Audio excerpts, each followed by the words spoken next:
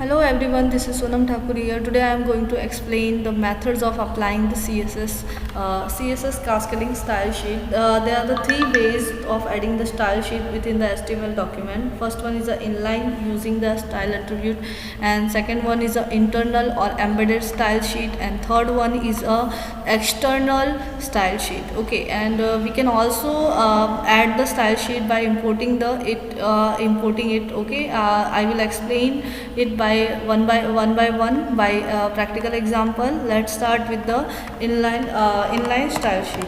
Now students, if you want to add the inline style sheet, you have to use the one attribute, that is the style attribute, in your head tag. In your element in which you want to apply the style. Okay, in this method the style declaration is defined with which each element of HTML. By using this method, the declaration is to be repeated every time, even if the same effect is to be used by the same other element in the document. Okay, now the style is applied only to the specific tag. एक specific tag पे ही हम style को define करते हैं. Here we use the style attribute to that can be used to with any element in the body tag, body section including the body tag itself. हम लोग body tag के अंदर भी स्टाइल टैग एट्रीब्यूट को use कर सकते हैं. Inline style declaration are enclose in the double quotes. आपको इनलाइन स्टाइल कोड के अंदर जो भी आप वैल्यू स्पेसिफाई करोगे, जो भी आप प्रॉपर्टीज़ को चेंज करोगे, उसे डबल कोट्स में आपको इनक्लोज करना होता है. We handle any number of a declaration separating each one by the semicolon. और हर एक एट्रीब्यूट की जो वैल्यूज़ होती है, जो हमें चेंज करना होता है, उसे हमें सेपरेट सेमीकोलन से करना होता है. And now inline style are used if the unique style needs to be specified to an element. The style is not suitable for the formatting an entire web page or the website. जब हमें एक ही similar tag को number of times हमारे website या web page में use हुए हों, तो हमें सब पे एक साथ चेंजेस करने हैं, तो वहाँ पे ये सूटेबल नहीं है. एक ओनली स्पेसिफिक टैग पे हमें जब यूज़ करना होता है, कुछ माइनर चेंजेस करना होता है, तब हम वहाँ पे इनलाइन स्टाइल एट्रीब्यूट को यूज़ करते हैं. Let's see the example. यहाँ पे आपको कैसे करना है, सिंटेक्स पार्ट हम देख लेते हैं. यहाँ पे आपको एलिमेंट का नेम, जो भी HR टैग, जो भी आपका टेबल टैग, जो भी नेम हो, वहाँ पे आपको उसका नेम लिखना है. यहाँ पे नेम स्टाइल, आपको यहाँ पे उसका एलिमेंट नेम लिखना है. देन आफ्टर स्टूडेंट्स, यहाँ पे आपको एलिमेंट नेम यहाँ पे स्पेसिफाई करना है, जो भी आपका टेबल, HR, जो भी एलिमेंट नेम है वो. एंड देन आफ्टर आपको स्टाइल एट्रीब्यूट लिखना है. फिर उसका जो भी डिक्लेरेशन है, चेंजेस है प्रॉपर्टीज़ में, उसे डबल कोट्स में यहाँ पे इंक्लोज करना है. आप यहाँ पे एग्जाम्पल में भी देख सकते हो कि आपको टाइटल में दिया गया है using inline style. Body section के अंदर आपने P tag, HR tag 3 tags आपने यहाँ पे यूज़ किए हैं. ठीक है, अब पी टैग के तो अंदर हमने स्टाइल एट्रीब्यूट यूज़ नहीं किया है, इसके अंदर स्टाइल अप्लाई नहीं होगा. HR टैग के अंदर देखिए आपने यहाँ पे स्टाइल एट्रीब्यूट का यूज़ करके उसे डबल कोट्स के अंदर इंक्लोज किया गया है. ठीक है, और उसकी जो वेरियस प्रॉपर्टीज़ हैं वो चेंज किया है. विथ उसको प्रॉपर्टीज़ और वैल्यूज़ को सेमीकोलन से सेपरेट किया गया है. विथ 50%, देन सेमीकोलन से एक अनदर प्रॉपर्टीज़ को आपको सेपरेट करना है. हाइट उसकी 50 रखी है, then again semicolon, then background colour उसका ब्लू रखा है. आपको ये प्रॉपर्टीज़ नेम जो है, हमारे जो मेन एट्रीब्यूट होते हैं हमारे एलिमेंट्स के, उससे थोड़ा बहुत डिफरेंट होता है. जैसे कि यहाँ पे बैकग्राउंड कलर लिखा हुआ है. ठीक है, वहाँ पे सिर्फ कलर होता था HR के अंदर. ठीक है ना, तो इस तरह से ये जो आपके प्रॉपर्टीज़ के नेम है, ये भी आपको आगे हम लोग हमारे इस चैप्टर में सीखेंगे कि आप प्रॉपर्टीज़ के नेम एग्जैक्टली आपको लिखना क्या है. ठीक है ना, तो इस तरह से आप स्पेसिफिक टैग के ऊपर स्टाइल एट्रीब्यूट की मदद से आप डबल कोट्स में उसकी जितनी भी वेरियस प्रॉपर्टीज़ है, उसकी वैल्यूज़ के साथ उसके डिक्लेरेशन को यहाँ पे आप लिख सकते हैं. और इसका मैं आपको प्रैक्टिकली मैंने ये एग्जांपल सॉल्व करके रखा है, मैं आपको दिखाती हूँ. यहाँ पे इनलाइन स्टाइल आपको कैसे मैनेज करना है, देखिए मैंने यहाँ पे उसकी कोडिंग करके रखी है. मैं आपको पहले कोड समझा देती हूँ. आपको पहले सेम एग्जांपल है, हेडिंग टैग यूज़ किया, देन बॉडी टैग के अंदर HR टैग 2 टाइम्स यूज़ किया है. ठीक है, यहाँ पे इस HR टैग के अंदर मैंने स्टाइल एट्रीब्यूट यूज़ किया. इसकी कुछ वेरियस स्पेसिफिक चेंजेस थे, फॉर्मेटिंग थी, मैंने वो सेट कर दी. यहाँ पे HR टैग से क्या होता है, हॉरिजॉन्टल रूल एक सिंगल लाइन क्रिएट होती है 100%. ठीक है ना, वेब पेज पर. तो यहाँ पे मैंने कोई एट्रीब्यूट नहीं किया है. इसकी जो बाय डिफ़ॉल्ट जो सेटिंग होती है प्रॉपर्टीज़ की, वो वही एप्लीकेबल होंगी. इसको मैं यहाँ पे सेव कर देती हूँ और इसको मैं आपको यहाँ पे ब्राउज़र में रन करके दिखाती हूँ इसका आउटपुट क्या होता है। ठीक है, सो स्टूडेंट्स आप देख लो, यहाँ पे मैंने पैराग्राफ टैग के अंदर एक कंटेंट लिखा था, we are using the inline style sheet here, वो कंटेंट एज इट इज़ दिखा रहा है। और जो फर्स्ट HR टैग था हमारा, उसके अंदर मैंने स्टाइल एट्रीब्यूट यहाँ पे यूज़ किया, तो उसकी width, height, background colour change किया है। तो देखो विड्थ हमने उसकी चेंज की है 50%, तो उसकी विड्थ बढ़ी हुई है। हाइट हमने उसकी चेंज की है, तो हाइट भी 50% आपको दिखाई दे रही है और इंक्रीज होकर दिखाई दे रही है। एंड देन आफ्टर उसका कलर हमने ब्लू से चेंज किया है, तो उसका कलर भी आपको ब्लू दिखाई दे रहा है। यानी उसकी जो हाइट विड्थ है वो आप देख सकते हो कि नेक्स्ट जो HR टैग है हमारा, उसके अंदर हमने कोई भी यहाँ पे एट्रीब्यूट्स को चेंज नहीं किया है। तो HR टैग मतलब हॉरिजॉन्टल वन लाइन वहाँ पर क्रिएट होती है। तो आप ये देखो one full page web page में आपको वो लाइन यहाँ पे शो हो रही है। और हमने जो मॉडिफाई किया है कि उसकी विड्थ को हमने 50% कर दिया है, तो वो सेंटर लाइन 50% आपको उसकी विड्थ हाइट दिखाई दे रही है और उसका कलर ब्लू दिखाई दे रहा है। सो स्टूडेंट्स इस तरह से आप इनलाइन स्टाइल एट्रीब्यूट स्टाइल को यहाँ पे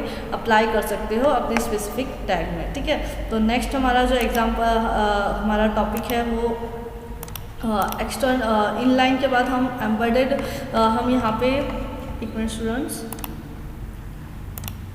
इनलाइन टैग के बाद हमारा जो नेक्स्ट टैग है वो है इंटरनल टैग और एम्बेडेड स्टाइल शीट। ठीक है ना, इंटरनल और एम्बेडेड स्टाइल शीट में हमें अगर हमारे स्टाइल को स्टाइल शीट को अप्लाई करना है किसी एक पर्टिकुलर टैग में, तो हमें स्टाइल टैग का यूज़ करना होता है। यहाँ पे स्टाइल एक एट्रीब्यूट है, रिमेंबर इट। इनलाइन में स्टाइल आपको एलिमेंट के अंदर एज अ एट्रीब्यूट यूज़ करना होता है। और इंटरनल स्टाइल शीट के अंदर क्या होता है कि आपको स्टाइल नाम का एक टैग यूज़ करना होता है इन हेड सेक्शन। ठीक है ना, हम इसको भी प्रैक्टिकली देख लेंगे, पहले हम उसकी डेफिनेशन उसके बारे में कुछ पढ़ लेते हैं। This style has a border scope then the inline tag style as a effect applied in the inline style are limited to the element of the with which the style declaration has been specified, whereas the internal styles are useful if you want to apply the similar formatting for the tags or the same type of the web page। हमें एक अगर हमारे पास एक tag है, suppose मैंने एक table tag use किया है, टेबल बनाया है, उस टेबल के अंदर मैंने मल्टीपल एक ही वेब पेज में मल्टीपल टेबल लिया है, मुझे सारे टेबल की फॉर्मेटिंग को सिमिलर रखना है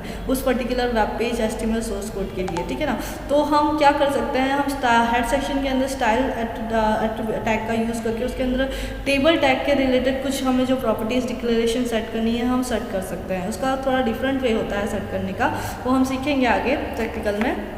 तो इस तरह से इनलाइन जो स्टाइल शीट होती है वो सिमिलर एलिमेंट्स पर नंबर ऑफ टाइम्स जो यूज़ होते हैं सब पे वो एक साथ एप्लीकेबल होता है। ठीक है ना, स्पेसिफिक के लिए इनलाइन है और सिमिलर टैग्स के लिए एक साथ अप्लाई होने के लिए हमारे पास इंटरनल है। आपको मैं इसका सिंटैक्स बता देती हूँ। हेड सेक्शन के अंदर स्टाइल एलिमेंट के अंदर आपको type is equal to tags /CSS आपको कंपलसरी लिखना ही होता है, ये फर्स्ट लाइन। ठीक है ना, फिर उसके बाद जितने भी डिक्लेरेशन आपको अलग अलग टैग के लिए करने हैं, आप नंबर ऑफ टैग्स के लिए अलग अलग डिक्लेरेशन इसके अंदर कर सकते हो। फिर स्टाइल टैग को आपको क्लोज करना है हेड सेक्शन के अंदर ही। ठीक है ना, after that you can apply the जैसे आप नॉर्मली HTML कोड लिखते हो वैसे ही आपको बॉडी सेक्शन में HTML कोड लिखना है। यहाँ पे मैं आपको दिखा देती हूँ, एम्बेडिंग स्टाइल शीट भी बोलते हैं इसको। एम्बेडिंग स्टाइल शीट का टाइटल दिया हुआ है, स्टाइल टैग ओपन किया है, इसके अंदर टाइप टैग CSS लिखा हुआ है। यहाँ पे टेबल, TD और TH जितने भी 3 हमारे यहाँ पे टैग्स हैं उसके अंदर उसकी बॉर्डर स्टाइल को सॉलिड किया गया है, बॉर्डर की विड्थ को 4 कर दिया गया है, बॉर्डर के कलर को ग्रीन कर दिया गया है, बॉर्डर कॉलैप्स को कॉलैप्स ही रखा गया है, यानी एक साथ रखा गया है, अलग अलग नहीं, यानी कॉलैप्स होके एक्सपांड होके ना रहे। ठीक है ना, तो इसकी वेरियस जो मैंने अभी भी आपको बोला था कि जो प्रॉपर्टीज़ है डिक्लेरेशन कैसे सेट करते हैं वो हम इस चैप्टर में लेटर ऑन पढ़ेंगे। ठीक है ना, नाउ स्टाइल टैग को यहाँ पे ओवर करके हेड सेक्शन को क्लोज कर दिया गया है। देन बॉडी सेक्शन के अंदर एज इट इज़ आप जैसे अपने टेबल की रिक्वायरमेंट है आप उसकी कोडिंग यहाँ पे लिख लीजिए और बॉडी टैग को क्लोज करके HTML को क्लोज कर दीजिए। ये एग्जांपल मैंने सॉल्व करके भी रखा है, मैं आपको दिखाती हूँ। Inline tag internal embedded style sheet students, इस तरह से इसका कुछ आउटपुट आया है। पहले मैं इसकी कोडिंग आपको एक्सप्लेन कर देती हूँ कि किस तरह से इसका कोड रेडी हुआ है ओपन विथ नोटपैड करेंगे तो इसका सोर्स कोड हम देख सकते हैं।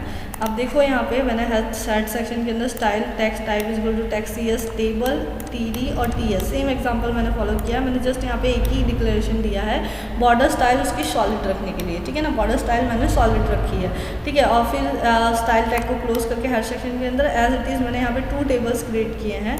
आप देखो यहाँ पे फर्स्ट टेबल के अंदर एक हेडिंग सेक्शन है, एक हेडिंग रो है, दूसरा 2 डेटाज हैं, और उसके बाद एक हॉरिजॉन्टल रूल क्रिएट किया है, 2 ब्लैंक्स लाइंस क्रिएट की है। आफ्टर दैट अनदर टेबल मैंने यहाँ पे सेम क्रिएट किया है और फिर उस बॉडी टैग को क्लोज कर दिया है। अब इसका आउटपुट हम चेक करते हैं कि किस तरह से हमको इसका आउटपुट मिलेगा।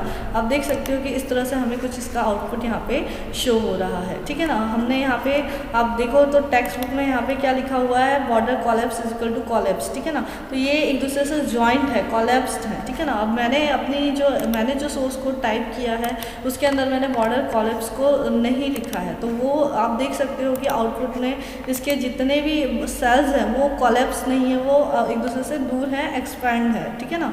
तो इस तरह से हम वेरियस एट्रीब्यूट्स को, यानी हमारा सीखने का पर्पज़ यहाँ पे क्या है, हमारे इनलाइन एट्रीब्यूट में हम वन टाइम हेड सेक्शन में डिक्लेरेशन करते हैं, किसी टैग एलिमेंट के रिलेटेड हम जो भी चेंजेस करने हैं हम वो उसको डिक्लेयर कर देते हैं। फिर जितने भी नंबर ऑफ टाइम्स वो बॉडी टैग के अंदर वो पर्टिकुलर टैग उसको वहाँ पे मिलेगा, वो उसके अंदर सेम फॉर्मेटिंग को, सेम डिक्लेरेशन को वो अप्लाई कर देगा, ठीक है ना। तो इस तरह से हम इंटरनल या एम्बेडेड स्टाइल शीट क्रिएट कर सकते हैं स्टूडेंट्स। हमारा जो नेक्स्ट टॉपिक है external style sheet. External style sheet के लिए हमें क्या करना होता है, एक बात आपको यहाँ पे ध्यान देना है इंटरनल स्टाइल शीट में कि हम जो नंबर ऑफ़ आर्ग्यूमेंट हम यहाँ पे स्पेसिफाई करते हैं, तो बहुत सारे वेब ब्राउज़र्स जो होते हैं, ओल्डर वेब ब्राउज़र्स वो जो होते हैं वो स्टाइल शीट को सपोर्ट नहीं करते हैं, एम्बेडेड स्टाइल शीट को।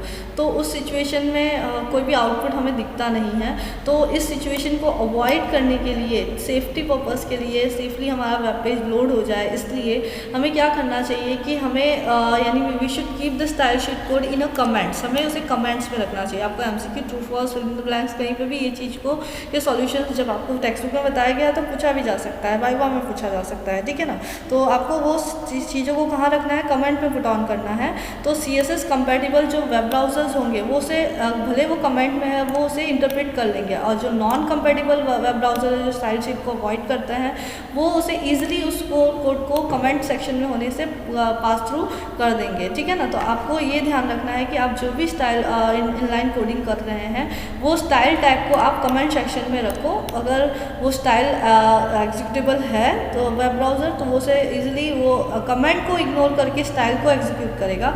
अगर वो non compatible of style sheet web browser है तो वो कमेंट को देखकर हमारे स्टाइल टैग को इग्नोर करके वो आगे गो थ्रू हो जाएगा, ठीक है ना, पास हो जाएगा। तो इस तरह से हम कमेंट सेक्शन का यूज़ करके हम हर एक वेब ब्राउज़र के थ्रू के लिए ये कंपैटिबल भी बना सकते हैं। यहाँ पे हमारा जो नेक्स्ट है वो एक्सटर्नल स्टाइल शीट है। स्टूडेंट्स यहाँ पे एक पेज मुझसे स्किप हो गया है PDF क्रिएट करते टाइम, तो मैंने उसके रिलेटेड मैंने एग्जांपल यहाँ पे प्रैक्टिकली रेडी करके रखा है, मैं आपको डायरेक्टली दिखा देती हूँ।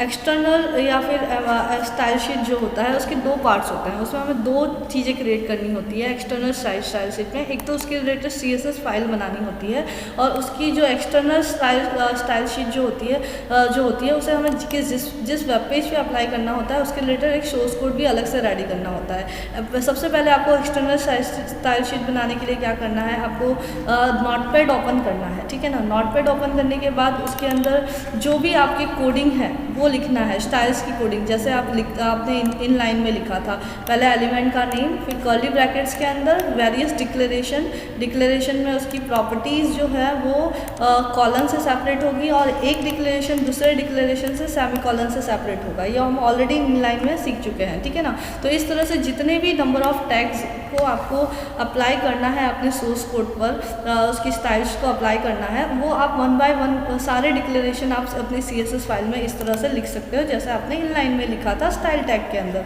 वैसे ही सिमिलरली आपको यहाँ पे लिखना है, और इस फाइल को आपको फाइल में जाके सेव बटन पे जाकर आपको जो भी यानी आपको यहाँ पे फाइल नेम प्रोवाइड करनी है, फाइल नेम को आपको .css एक्सटेंशन के साथ इसको यहाँ पे सेव करना होता है, ठीक है ना। तो आप जब इसको .css एक्सटेंशन से सेव कर दोगे तो कास्केडिंग स्टाइल शीट फाइल बन जाती है। जैसे कि हम लोग HTML फाइल बनाने के लिए .html लिखते हैं, वैसे CSS फाइल बनाने के लिए .css एक्सटेंशन हमें देना होता है, ठीक है ना। अब हमें जिस पेज पे वेब पेज पे अप्लाई करना है उसके सोर्स कोड में जाना है हमें यहाँ पे, और सोर्स कोड में जाके आपको जस्ट यहाँ पे एक हेड सेक्शन के अंदर लिंक नाम का एट्रीब्यूट यहाँ पे यूज़ करना, टैग यूज़ करना होता है। उसके अंदर रियल नाम का एट्रीब्यूट यूज़ करना होता है। उसके अंदर स्टाइल शीट आपको उसकी वैल्यू प्रोवाइड करनी होती है, और href आपको उसका रेफरेंस, हाइपरलिंक रेफरेंस प्रोवाइड करना होता है।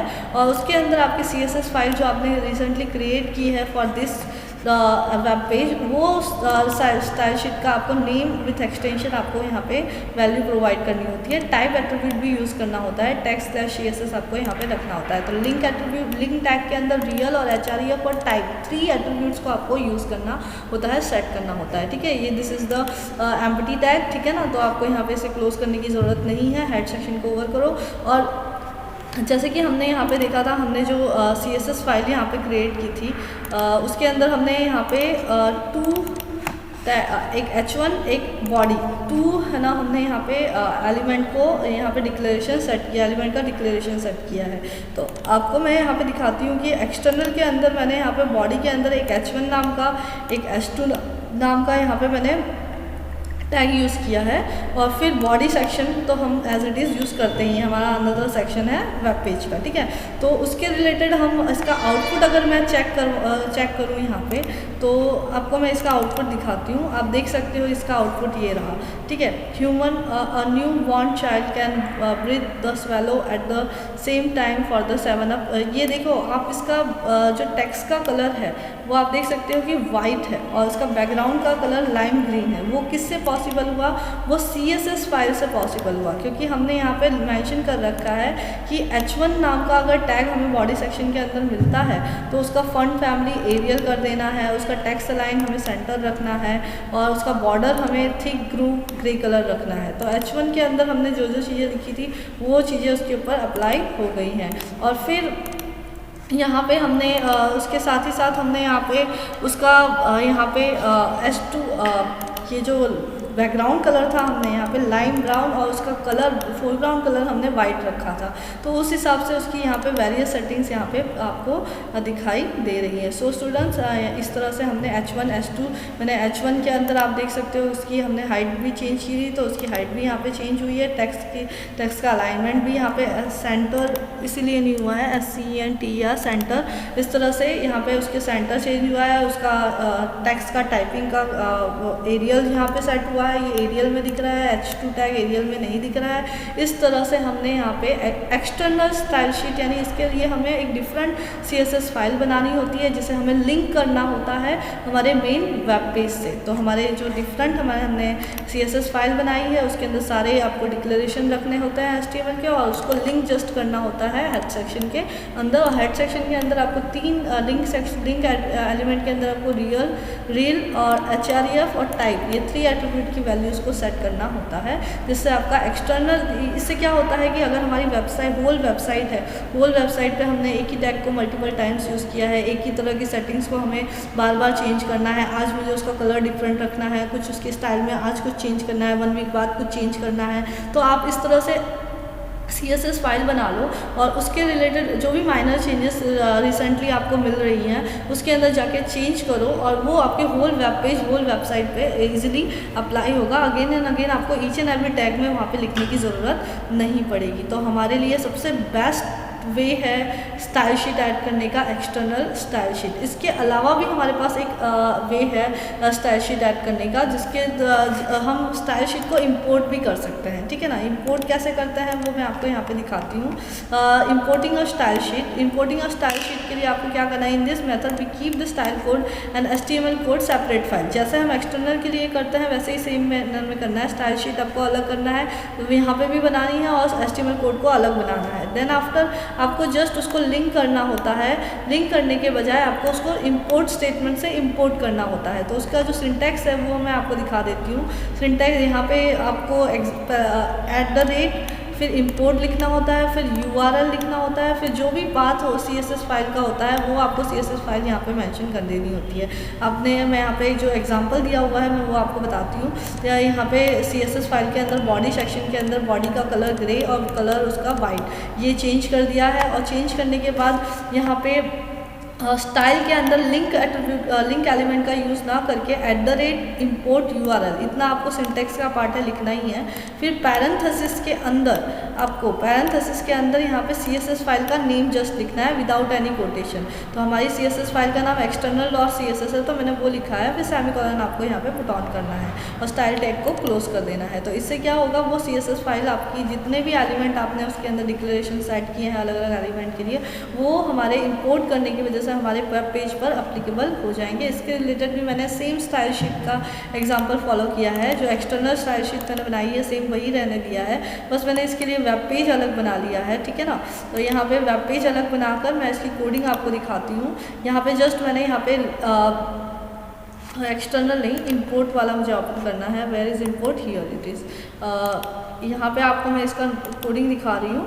यहाँ पे टाइटल हेड सेक्शन के अंदर मैंने स्टाइल टैग के अंदर मैंने लिंक एलिमेंट का यूज़ ना करके @import URL लिखा और पैरेंथेसिस के अंदर एज अ आर्ग्यूमेंट मैंने अपने external.css जो CSS फाइल बनाई है उसका नेम पुट ऑन किया और स्टाइल टैग को क्लोज कर दिया। सेम कोडिंग है जो मैंने अप्लाई लिखा था वहाँ पे।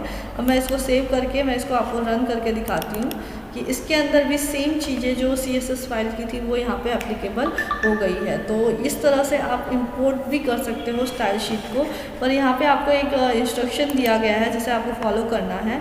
Link is preferable in all the case over @import। Import के केसेस के अलावा आपको इंपोर्ट, अगर लिंक और इंपोर्ट दोनों में से आप CSS फाइल को ड्रैग कर सकते हो, बट आपको सबसे ज़्यादा प्रिफरेबल लिंक रखना है because the latter does not support the parallel downloads. ये पैरेलल डाउनलोड्स को सपोर्ट नहीं करता, meaning that the browser will wait for imported file to finish the downloading before start downloading the rest of the content, ठीक है ना। पहले वो import करता है फिर रेस्ट ऑफ कंटेंट को वो डाउनलोड करने के लिए अलाउ करता है, ठीक है ना।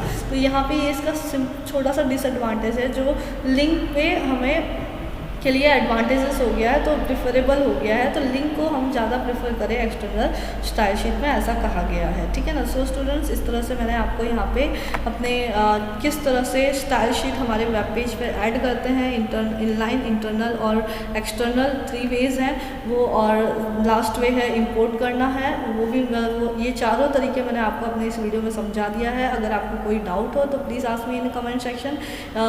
If you like my video please do like and comment, do like and comment and subscribe my channel. Thank you for watching, students. Have a nice day.